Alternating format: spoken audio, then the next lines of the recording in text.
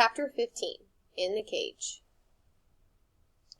Mrs. Frisby said, "But why do they want to catch you, and how did you ever get away again?" "At first," said Nicodemus, "I thought it must be because they didn't like our stealing the food. And yet you could hardly even call it stealing. It was waste food, and all they did with it was haul it away to the city incinerator. So what harm if we ate some of it?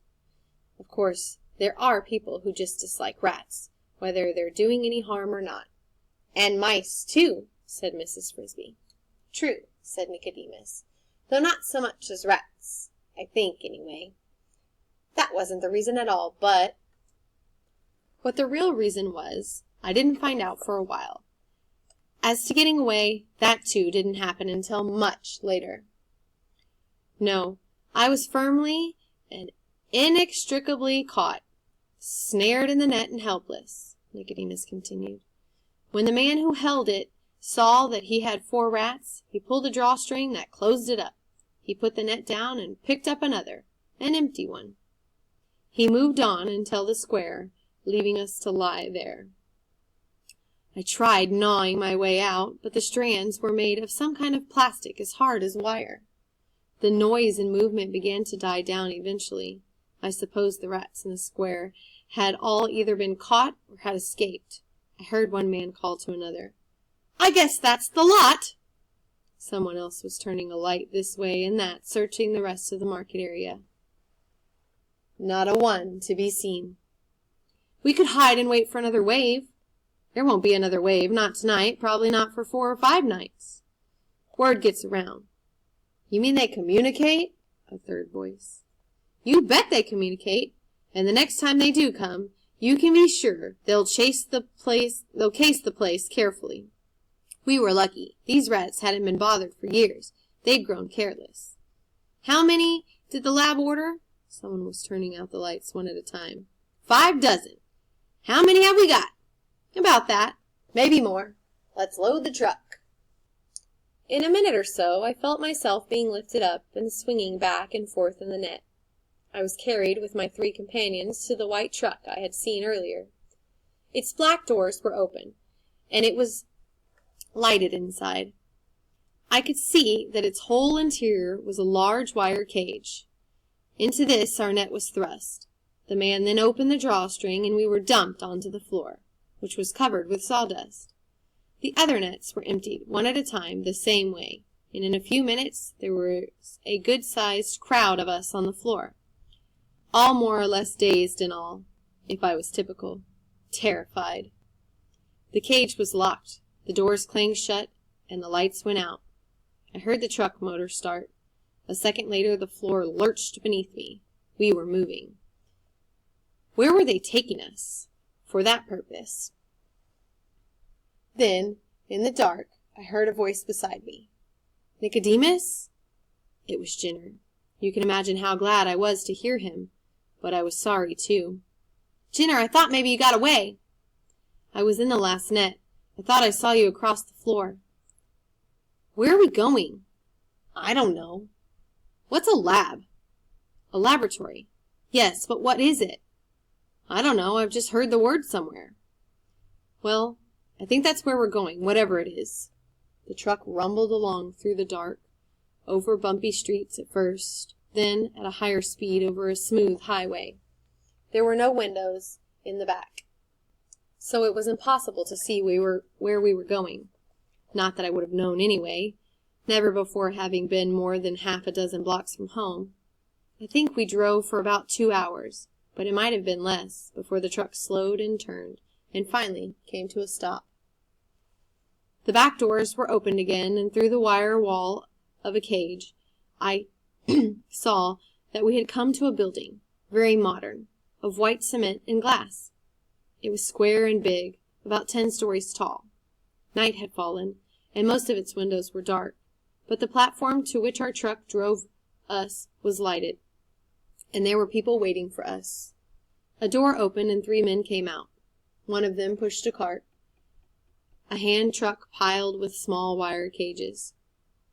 The man beside him was dressed in a heavy coat, boots, and thick leather gloves. The third man wore heavy horn-rimmed glasses and a white coat.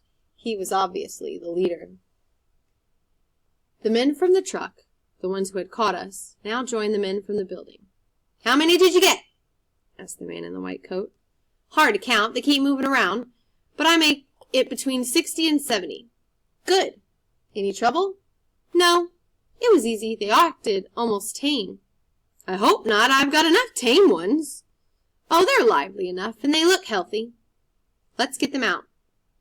The man with the gloves and the boots then donned a wire face mask as well, and climbed in among us. He opened a small sliding trapdoor at the back of our cage.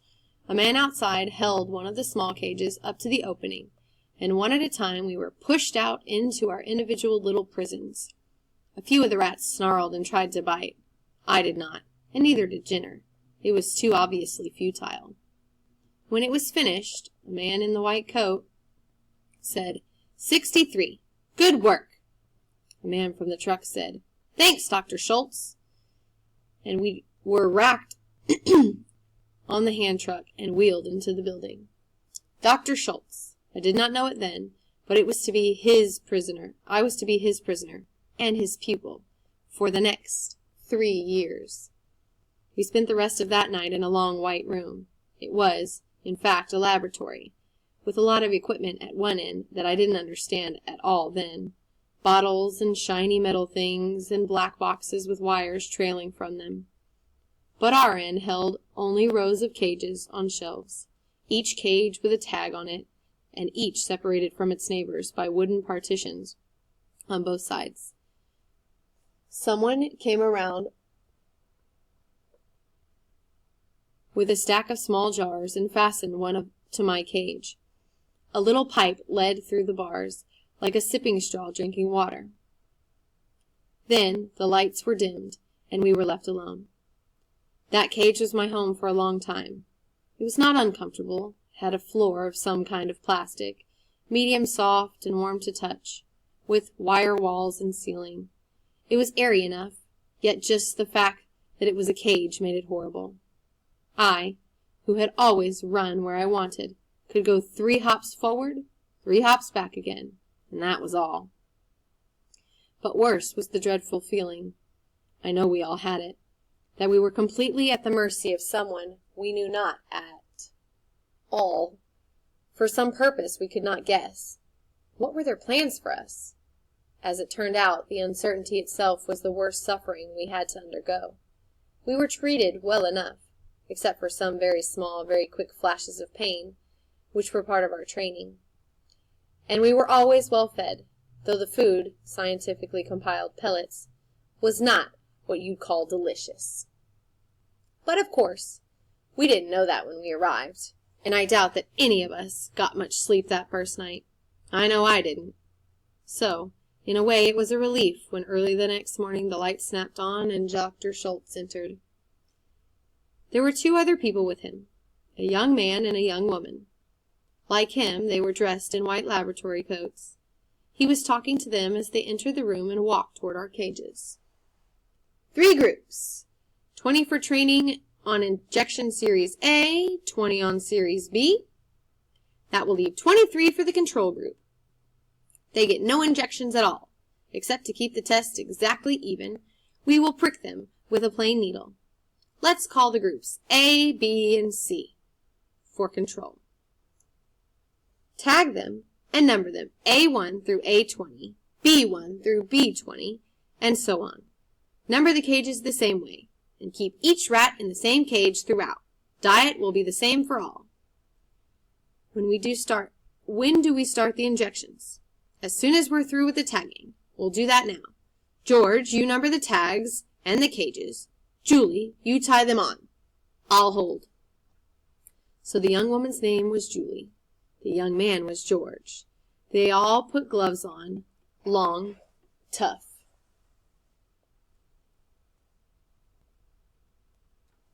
Plastic ones that came to their elbows.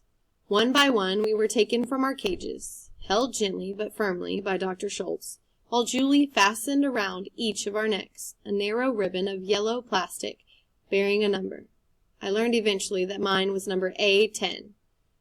They were kind, especially Julie. I remembered that, when one rat was being tagged, she looked at it and said, "Poor little thing, he's frightened. Look how he's trembling." "What kind of biologist are you?" said Dr. Schultz. "The poor little thing is a she, not a he." When my turn came, the door of my cage slid open, just enough for Dr. Schultz to put his gloved hand through. I cowered in the back of the cage, which was just what he expected me to do. One hand pressed me flat against the wire wall, then his fingers gripped my shoulders. The other hand held my head just behind the ears, and I was powerless. I was lifted from the cage and felt the plastic collar clipped around my neck. I was back inside with the door closed in less than a minute. The collar was not tight, but by no amount of tugging, twisting, or shaking was I ever able to get it off. I watched through the wire front of my cage as the others were caught and tagged. About 6 cages down from me on the same shelf, I saw them put a collar on Jenner, but once he was back in his cage, I could see him no longer. A little later in the morning, they came around again, this time pushing a table on wheels. It was loaded with a bottle of some clear liquid, a long rack of sharp needles, and a plunger. Once more I was lifted from the cage. This time George did the holding, while Dr. Schultz fastened one of the needles to the plunger. I felt a sharp pain in my hip. Then it was over. We all got used to that, for from then on we got injections at least twice a week. What they were injecting and why, I did not know. Yet for 20 of us, those injections were to change our whole lives.